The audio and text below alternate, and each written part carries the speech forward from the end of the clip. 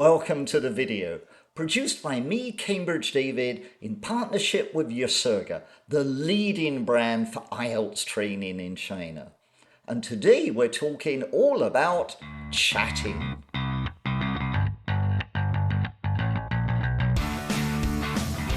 Now, chatting is a great topic. So let's start by looking at some of the essential vocabulary that you need. Now, chat, of course, is a verb, but it's also a noun. You can have a chat, and you have a chat with someone, or you have a chat about something. Now, compare this with talk, which is also a verb. Now, you can say to have a talk with someone, but that sounds very serious. I want to have a talk with you suggests that you've done something wrong. Or maybe you could use it as a noun, to give a talk. For example, your teacher or your professor will give a talk about something. So what are some of the synonyms you can use instead of the word chat? Well, you could say to chit-chat. I like to chit-chat. Or to have a chit-chat. I like to have a chit-chat with my best friend. Sometimes we gossip. We gossip about the other people in my class. We gossip about them. Or, if we're serious, maybe we have a conversation with someone. We have a conversation. Or, if you like a nice little informal phrase, we have a chin wag. We have a chin wag. And that means a long chat, a long conversation where your chins go up and down, like the tail of a dog. They wag, a chin wag. That means you have a long chit-chat, a long chat, a long talk with somebody. We have a chin wag. And sometimes we have a heart-to-heart. Now, a heart-to-heart means a serious talk about something very important, something emotional. Maybe you have a heart-to-heart about your boyfriend or girlfriend, or about your job or something like that, something that's important to you, to have a heart-to-heart. That's the vocabulary you need to answer the part 1 question about chatting. Let's look at the specific questions about chatting. Now, the first question is, do you like chatting with friends? Do you like chatting or do you like to chat? It's the same. So you need to find some synonyms of like. So you could say, I'm fond of chatting. I love chatting. I adore chatting.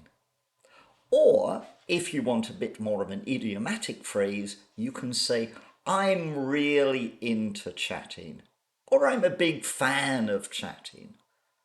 And then you can add some more details. So, particularly with my best friend, or especially with my closest friends, or particularly about a certain topic. Because the next question asks you, what do you usually chat about with your friends? Now, the word usually is one of the most mispronounced words in English. Many Chinese students will say usually, I usually chat. And that's wrong. You have to say usually, usually. Now, if that's difficult for you, of course you can say I often, or I tend to talk about, or I always talk about, or maybe I prefer to talk about. Or perhaps you can say, more often than not, we talk about blah, blah, blah. More often than not. And then think about what you could talk about. Well, maybe you talk about boys or girls. Maybe you talk about fashion or music or sports or famous celebrities. Maybe you talk about your studies or your job. You don't have to tell the truth as long as it's a topic that you feel comfortable talking about. The next question is, do you prefer to chat with a group of people or with only one friend? Now here there are basically 4 different ways to go with that question. First of all, you could just give your own opinion. For example, I prefer to chat with my best friend, my closest friend, my bestie, because he knows me, he understands me, I can share my secrets. You could do that. Or you could weigh up the pros and cons. On the one hand, I can share my secrets with my best friends, but on the other hand, a group of friends can give me advice, and it's more interesting, so I can bounce ideas off people, to get their advice. You could say that it depends. That's option 3. For example, maybe it depends on the topic. If I'm talking about my girlfriend, I'll talk with my best friend. But if I'm chatting about the best restaurant in my city, it's good to share this topic with a group of friends, because then you can get different bits of advice. So it depends on the topic or situation. Option number 4 is that you stress your opinion compared with other people's. And this may help you in the pronunciation criteria. For example, I prefer to chat with my best friend, but I know that many people like to chat in a large group.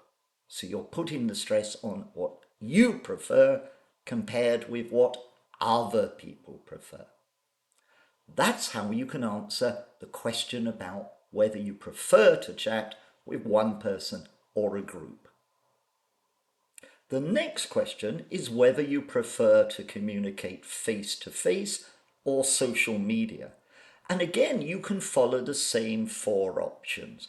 You can give your opinion, you can weigh up the pros and cons, you can say that it depends, or you can contrast your view with the others. The important thing, though, is to say why you prefer whichever one you prefer.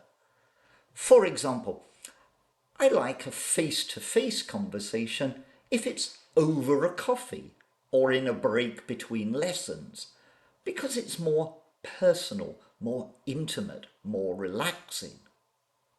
Or maybe you prefer to communicate over social media because it's more convenient and you can take time to think about what you want to say. So whichever option you choose, think about why you prefer that. The final question is about whether you argue with friends, and this is a great topic. First of all, you need to say how often you do it. So you can say, oh, I constantly argue with my friend. Or I argue from time to time. From time to time, that means sometimes. Or maybe you rarely, or hardly ever, or you never argue. Then you could say, what do you argue about? So maybe you argue about where to go in the evening. Or maybe you disagree about things in the news, things that you read. Maybe you have a clash over what to study or how to study. And then you need to say, how do you feel about this? So, I argue all the time with my friend, but it's just part of life, so it doesn't worry me at all.